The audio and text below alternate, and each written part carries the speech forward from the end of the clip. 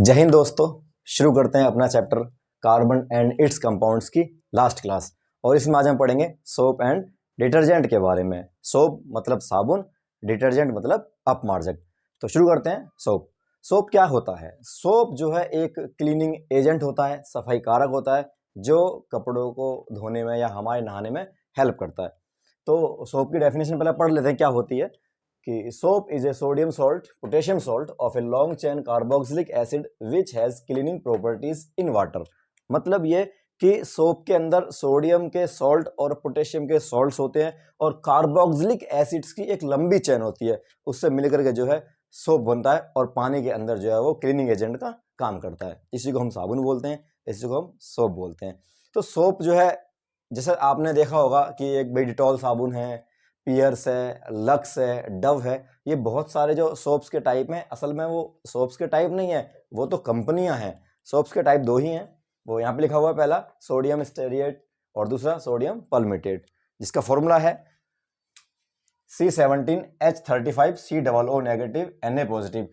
Sodium positive ion है और COO negative ions हैं, यहाँ पे आयंस है। और ये C17H35 ये जो है C15H31 COO Na पॉजिटिव, ये और ये दोनों कार्बन की लंबी चैन है। बोला ना कि जो एक लॉन्ग चैन है, तो लॉन्ग चैन का मतलब ये है। और कार्बोक्सिलिक ग्रुप यहाँ पे है और सॉल्ट हमारे पास सोडियम सॉल्ट ले रखा है। यहाँ पे हम जो पोटेशियम सॉल्ट भी ले सकते हैं। सोडियम सॉल्ट्स और पोटेशियम सॉल्ट्स दोनों से ही सोप बनता है। तो सोप के बारे में इतनी बात थी। बाकी सोप के बारे में आगे चलते हैं कि सोप की मैन्युफैक्चरिंग कैसे करते हैं। तो सोप बनता कैसे है? तो soap is made by heating animal fat और vegetable oil with concentrated sodium hydroxide solution.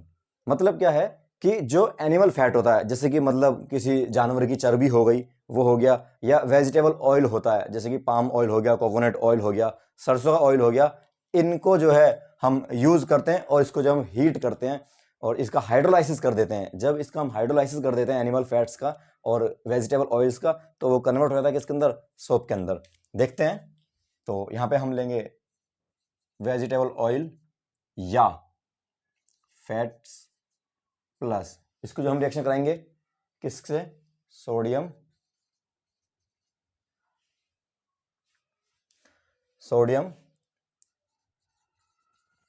Hydroxide. तो ये कन्वर्ट हो जाएगा, इसको जब हम हीट कर देंगे तो ये कन्वर्ट हो जाएगा। यहाँ पे हम ऐसे लगा देंगे डेल्टा, या फिर हीट लिख देंगे, एक ही बात है। तो कन्वर्ट होगा किसके अंदर? ये सोप के अंदर, सोप। और साथ में क्या निकलेगा? गिल्सिरॉल। ठीक है, गिल्सिरॉल आप समझते हो जिससे गिल्सिरीन बनता है, वो गिल्सिरॉल है। यहाँ पे जो ये वेजिटेबल ऑयल और फैट्स क्या है, ये एक तरीके से एस्टर भी है। एस्टर को हमने आपको पहले पुरानी कक्षा में पढ़ाया था कि एस्टर क्या होता है, वही एस्टर यहाँ पे है ये। और एस्टर में सोडियम हाइड्रोक्साइड का हाइड्रोलाइसिस कर देंगे, इसको हीटिंग अप कर देंगे, तो सोप हमारे पास में बनकर तैयार हो जाएगा। ये सोप यही है जो स्टेरॉइड्स है। ठीक है, तो ये सोप समझ गए आप इसके बारे में। आगे चलते हैं। तो एक टॉपिक है सपोनिफिकेशन, यानी कि वही प्रोसेस है जो साबुन बनता है। साबुन बनने की जो प्रोसेस होती है उसी को ही हम बोलते हैं सपोनिफिकेशन, यानी कि साबुनीकरण। तो साबुनीकरण यानी कि saponification, the process of making soap by hydrolysis of fat oils with alkali is called saponification. साबुनीकरण का मतलब है, साबुनीकरण मतलब ये है कि जो हमारे पास जो फैट्स है, एनिमल वेजिटेबल है, इसको जो है हम हाइड्रोलाइज कर देते हैं सोडियम हाइड्रोक्साइड साथ में और हीट कर देते हैं, तो ये सोप में और गिल्सरोल में कन्वर्ट हो जाता है। तो इस तरीके से जो हमारा जो है साबुन बनके तैयार होता है। चलो एक बार इसको रिएक्शन C17H35COO, ठीक है, CH2, ये आगे जुड़ता है अभी C17H35COOCH, फिर आगे जुड़ता है C17H35COOCH2। ये एक लॉन्ग चेन होती है, ठीक है, कार्बन की लॉन्ग चेन होती है और इसमें कार्बोक्सिलिक ग्रुप, और इसके अंदर जो है अब हम क्या करेंगे, इसके अंदर हम जो है इसका हाइड्रोलाइसिस कर देंगे। ये एस्टर है, ये एस्टर है, इसमें जो हाइड्रोलाइसिस कर देंगे, यानी कि क्या लेंगे यहाँ पे हम? Sodium NaOH। यहाँ पे जो बड़ी चेन है 3 है, तो इसको हम 3 से मल्टीप्लाई कर देंगे ताकि हमारी रिएक्शन बैलेंस रहे। तो 3 से मल्टीप्लाई कर देंगे तो बनेगा क्या? बनने के बाद में क्या बनेगा इसका जो यहाँ पे कि C17H35COONA, इधर नेगेटिव आ जाएगा, इधर पॉजिटिव आ जाएगा। फिर एक और बनेगा इसका जो है C17H35 COONA। एक और बनेगा इसमें C17H35 COONA।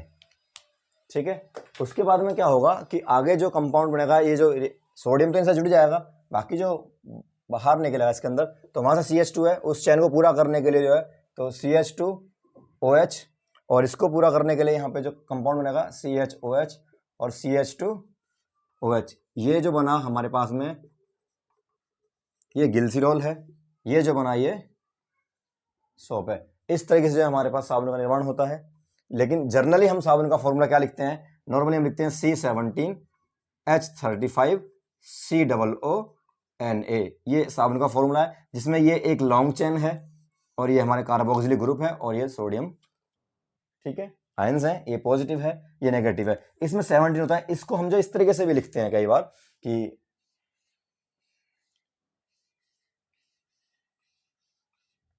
1 2 3 4 5 6 7 8 9 10 11 12 13 14 15 16 17, तो 17 ये कार्बन हो गए। और यहाँ पे जो हम एक जोड़ देते हैं ग्रुप को इस तरीके से, ऐसे।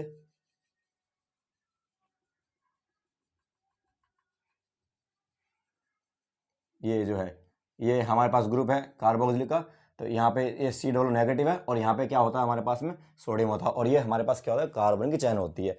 तो ये साबुन है हमारा, ठीक है। ये सोप का फॉर्मूला है। यही बात हमने यहाँ पे लिखी हुई है, ये और ये दोनों चीज़ें एक ही हैं। अब हम आगे चलेंगे और हम पढ़ेंगे साबुन जो है काम कैसे करता है। इसकी पता है, ये वाला जो पार्ट है, इतना जो पार्ट है, ये जो पार्ट है ये वाटर से जो है दूर भागता है। तो यानी कि ये क्या है, ये हाइड्रोफोबिक है, पानी से दूर भागने वाला, जल विरागी। और जो ये वाला पार्ट है, जो आयंस है जिसके अंदर, ये हमारे पास क्या है, ये हाइड्रोफिलिक है, जल रागी, ये जल विरागी। ये जल के पास जाता है, यानी कि जल में डिसॉल्व हो जाता है। लेकिन ये वाला पार्ट जो है वो जल से जो है दूर भागता है। लेकिन जब जल से दूर भागता है तो जो ऑयल्स हैं उसको, मतलब उसके पास जाता है, उसको लव करता है। तो ऑयल जो होते हैं उनके पास जाता है ये, यानी कि वो सेम का बात है कि दुश्मन का दुश्मन दोस्त होता है। वही कारण है कि जब आप पानी को और तेल को मिलाओगे तो तेल अलग पानी अलग, वो आपस में कभी डिसॉल्व नहीं होते। उसी प्रकार से ये वाला जो पार्ट है इसका, ये लास्ट वाला जो पार्ट है, ये ऑयल में तो चला जाता है लेकिन जो है पानी के अंदर भी मिक्स नहीं होता, पानी से दूर दूर भागता है और जो है ये पानी के पास जाता है, ये पानी में घुल जाता है आराम से। तो अब क्या होता है, जैसे हमारे पास एक बर्तन हम लेंगे, यहाँ पे जो है एक बर्तन, ये हम बर्तन लिया इसको, इसके अंदर हमने पानी भरा कुछ बर्तन के अंदर,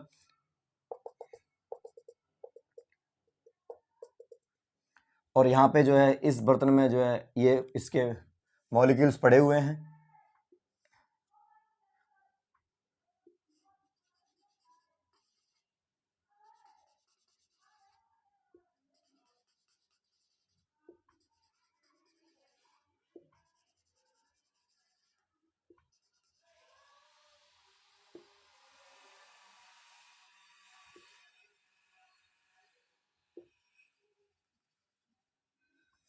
एक और बनाएंगे बर्तन हम, जो है हमने एक बर्तन और बनाया।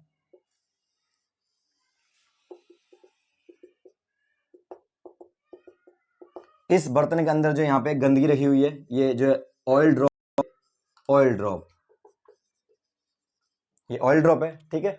तो ये जो पानी इसके अंदर घुला हुआ है साबुन के अंदर, ये सब ऐसे इधर उधर बिखरे हुए पड़े हुए हैं। लेकिन जब इसके अंदर पानी की जो बूंद की जो ड्रॉपलेट्स होती है, कोई गंदा कपड़ा पड़ा हुआ है, डर्ट है या ऑयल है, तो क्या होगा इस पानी के अंदर, तो इस पानी के इस साबुन के जो स्ट्रक्चर के अंदर जो ये वाला पार्ट है, ये जो पानी से दूर भागता है, तो ये पानी से दूर भागेगा। और ये जो पानी के अंदर डिसॉल्व होने वाला है, तो पानी के अंदर डिसॉल्व होगा, लेकिन ये ऑयल के पास जाएगा, तो ये इसके आसपास ऐसे इकट्ठे हो जाएंगे, ऐसे इस तरीके से, क्योंकि ये पानी के पास, इसके ऑयल के पास रहता है, ऑयल के पास जाना चाहता है, और ये पानी से दूर भागना चाहते हैं, तो ये पानी से दूर भाग रहे हैं और वो जो है ऑयल के पास जाना चाह रहा है। तो इस तरीके का जो एक स्फेरिकल फॉर्म की स्ट्रक्चर बनती है उसको हम मिसेल बोलते हैं। यानी कि ये क्या है, ये फॉर्मेशन जो बनी हुई है यहाँ पे, ये जो ओरिएंटेशन है, ये ओरिएंटेशन कहलाती है मिसेल। तो यहाँ पे मिसेल बन गया।